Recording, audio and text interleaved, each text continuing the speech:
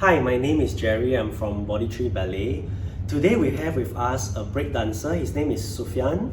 He has been dancing for 11 years and in fact he's also a break dance teacher.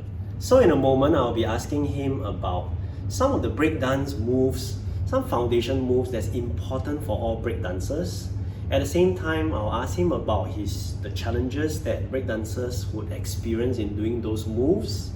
And more importantly, I'll be striving to help him create a lot more proprioception in his body when he's doing all those stuff. Now, proprioception is the awareness of our body in space, in movement. It is not easy because a lot of times, I'll hear people say, I don't feel this easily, or I can't really connect to that part of my body well. So while I'm introducing exercises that can help Sufian condition his body for the purpose of break dancing, I will also be giving him steps on how to make that connection with his body and help him have more proprioception so that he can do his break dance a lot better. So there are a few things I'll be using to help Sufian. One is the Wonder Chair, which is a traditional Pilates equipment. You see there are springs and there are this foot bar for us to work with. Then we also have this freeform board which has wheels, right? It's able to move freely on the floor. And finally, we'll have this power plate, which is a vibrational device that gives him a lot of proprioceptive input to his body. So let's get started with Sufian.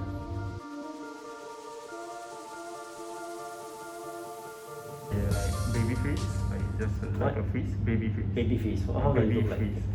Yeah. Show us that. So you're very simple. Very keen to see. Oh, okay. So that's why like it's more on the wrist. Okay. Yeah, on the wrist.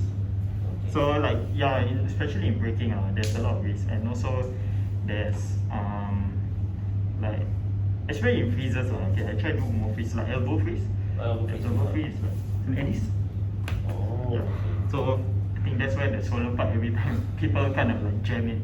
Yeah, every time. So the jamming comes because you fall onto the arm? Because your placement is not proper. Like you intend to hit your elbow straight instead of putting the hand first and your elbow. So it's like soften up the landing. Yeah. Oh, wow. Yeah. And that's 6 steps. But the thing is, like in breaking, like we do this a lot. Like especially we do this flexion a lot. Like in this angle. So really strain out our wrist quite a lot.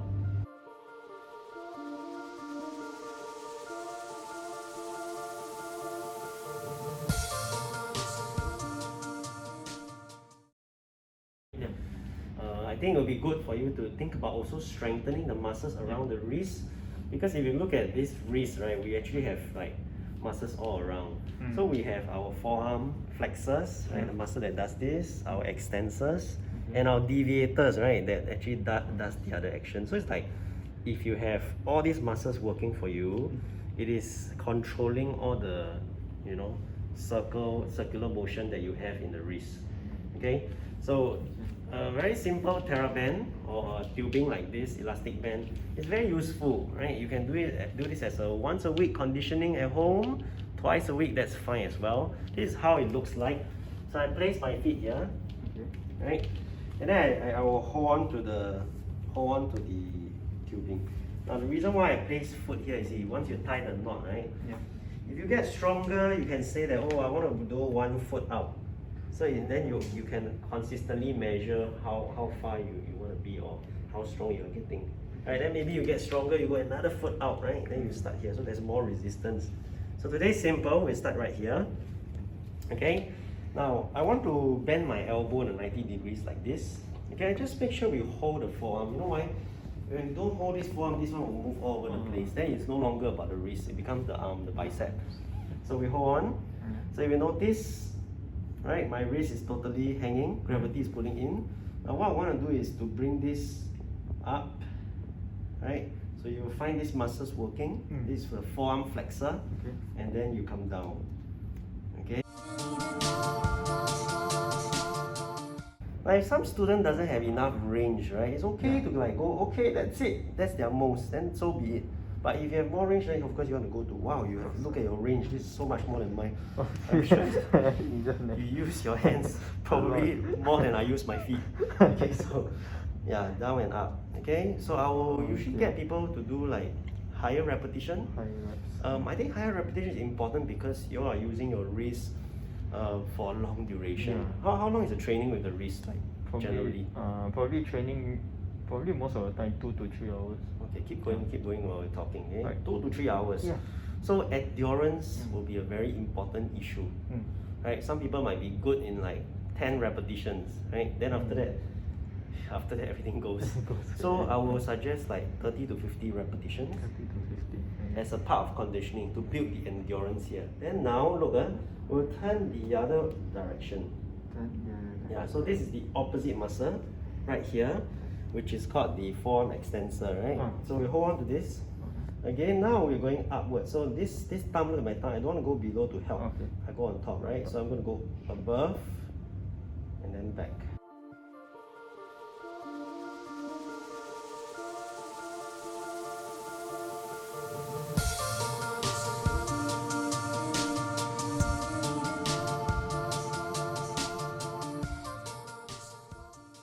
Now, do you feel a difference between the muscle, the first exercise and this second exercise? Yes, definitely. Which one is easier for you? Definitely The first one, huh? Yeah.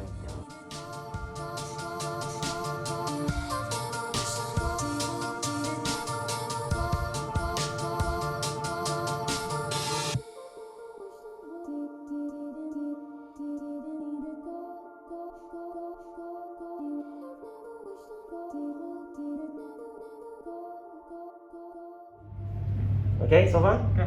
Okay, then why don't you just get into a baby freeze like you know? Now? Yeah, then you just experience the feelings in both, right? Yeah, just do it like as and when you like. So better and start to feel more. Do you often do like the baby freeze on one side? How about the other side? Both sides. Both sides, huh? You try the other side because the other side will be the side that you probably bear with on. And let's see how you feel today. Yeah, it's also lighter. Lighter? Yeah. Okay, that's good. Okay, let's go back. Now we're going to be doing the left and right, Okay. right? What we call the deviators. Okay? So again, back to the same position, right? So just now we were here and then we were here, right? So the next one obviously is here, right? So you want to make sure this tubing, right? You see, we hold it in front of us. All right? And same position, holding the forearm and then down. Okay, now we're going to come up and then down.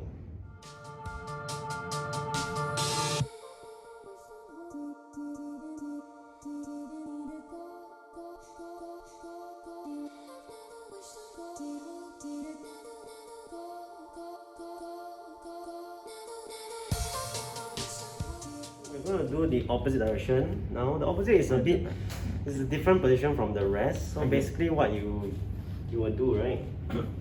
There are many ways. Right? One of the easy ways, like I get someone to pull it behind them. Can you see my arm here?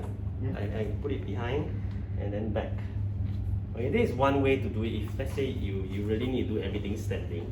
I don't know, because sometimes due to the environment, right, we have to do everything in standing. So then this is an easy way to do. In, forward, and then backwards.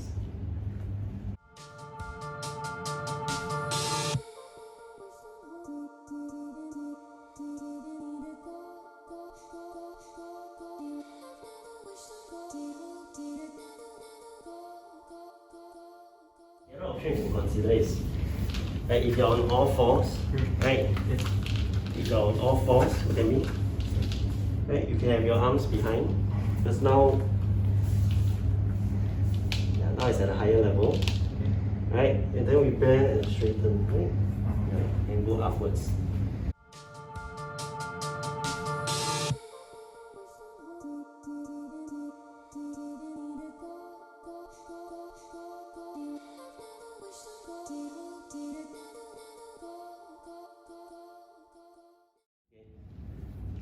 So Sufian, now you understand why you have to do like at least 30 to 50 of each direction. Yeah. Because how many baby freezes does someone do in one training session? Probably one dance session? Probably like 100. 100! You see, 100 of that. So what is 30 to 50? Yeah. Right? When you have 100 to do, you want to make sure that you have enough endurance.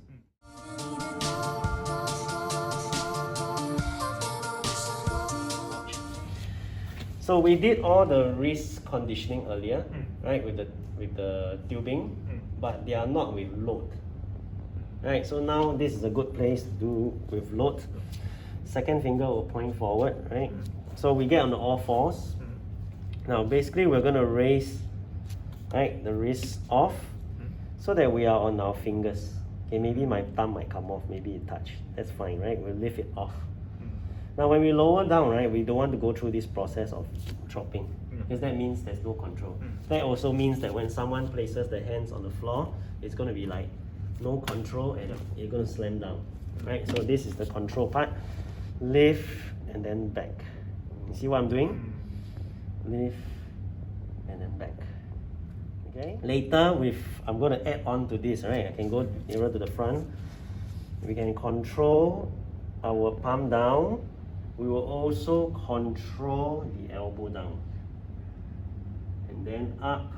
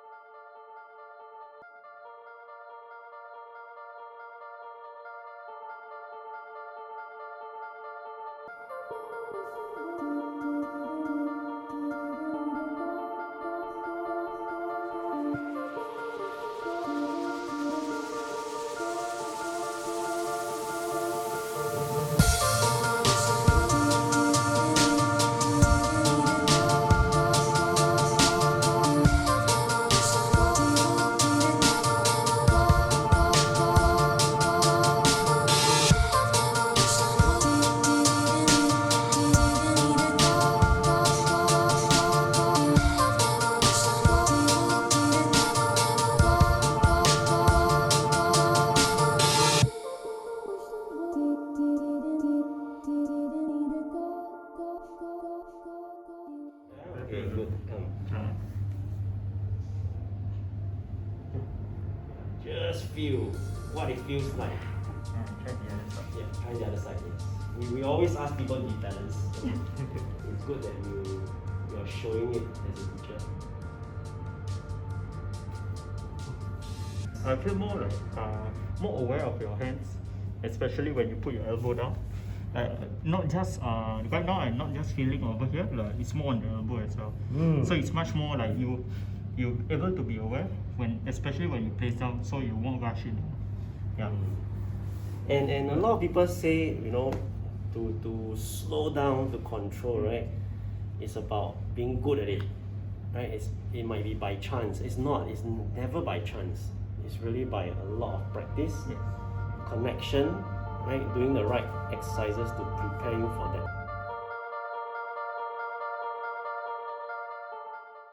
We have front, we have side, we have back. Right? This whole thing forms our trunk.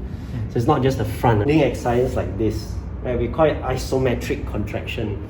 The idea is to give the person a good chance, right? A duration of time, usually about 1 minute, to hold that position, to activate the muscles and get a good sense of it, because then you can use it more readily when you're doing your breakdance.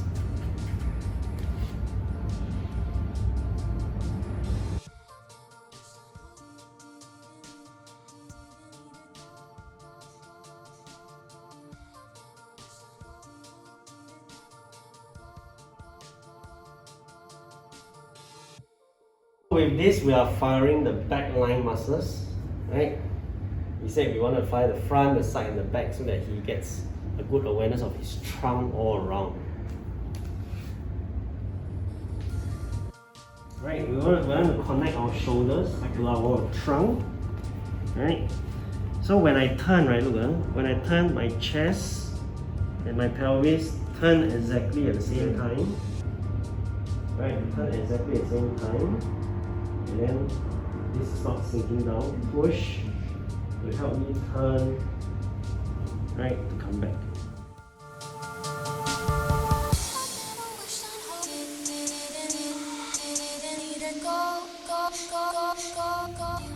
The first thing you look at me, Sufian, right, is if you look at the mirror, right, my both shoulders are of the same height. Okay? And of course, it's because my hand here is on the higher ground, so I have to keep this bent. Right? If I'm straight, then I'm not level. So make sure I'm straight. And then you'll be in the same push-up position. Remember how we talk about distributing your weight to your fingers? So if you look, I'm going to lift this up, right? Controlling. I don't allow myself to turn. Controlling, and then back. So my body, right, my core has to be connecting to the arm. Raise the elbow, the shoulder, all at once to create this motion. Okay? After which, we do a couple, then we lift, turn the body. Do you remember how we turn this boat? Turn, and then back. At the same time, touch the bar, and I'll press down. Ready?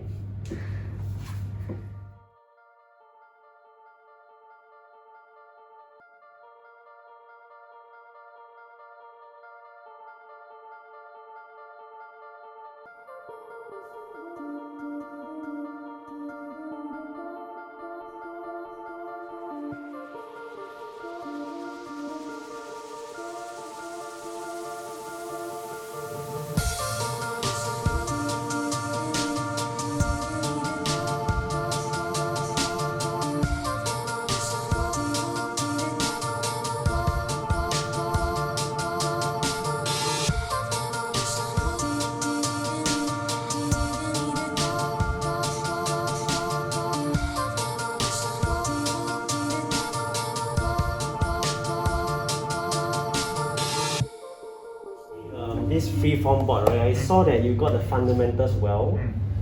We did a lot of fundamental kind of movement. We realized most of the movement we did is not really 3D until the last one. Right? So I feel you can have a little bit more 3D to you now. You show me the 6 step, it made me excited.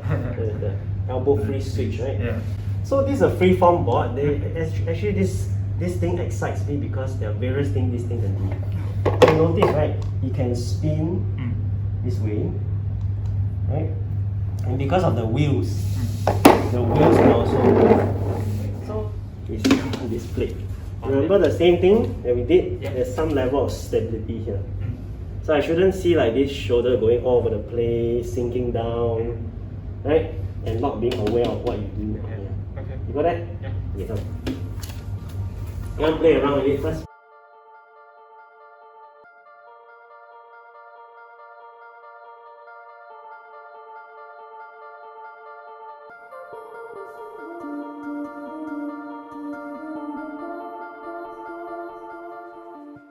Power moves. Yeah, it's called a swipe.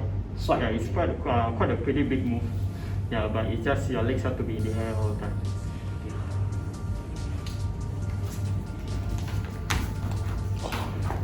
Wow! Look at that! Amazing! How was that? It's good, really good. Wow. It's good, helps me a lot in the. I was with Sufian the past hour, and trust me, he did not do any rehearsal of any sort that looked something like this.